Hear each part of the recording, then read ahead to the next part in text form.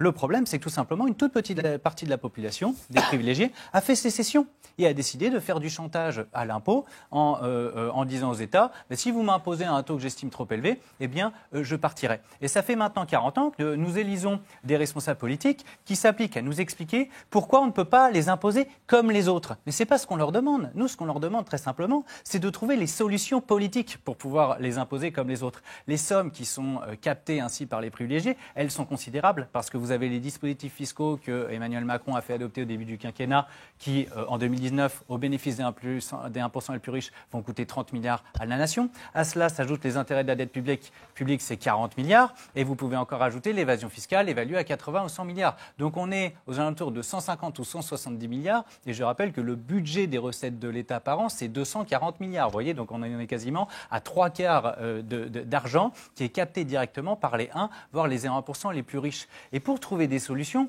c'est assez simple en réalité. Il y a un pays qui n'est pas tout à fait communiste, qui s'appelle les États-Unis, et qui a fixé l'impôt sur la nationalité, et non plus exclusivement sur le principe de la territorialité.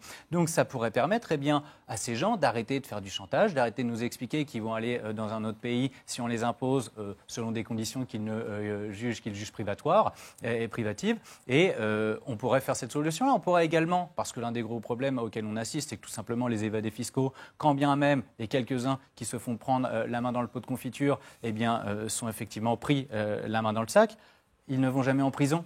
On a fait les peines planchées pour les délinquants des cités. Faisons les peines planchées pour les évadés fiscaux, mettons 3 ans, comme ça celui qui est pris, il est sûr et certain d'une chose, il ira en prison. Et là peut-être qu'on va moraliser un petit peu les comportements, parce que quand vous avez un SDF qui pique dans un supermarché une banane et un paquet de gâteaux, il prend 2 ou 4 mois de prison, je suis désolé, quand vous avez quelqu'un qui vole dans la caisse de l'État des millions et des millions, il doit savoir qu'il n'aura pas d'autre issue que la prison.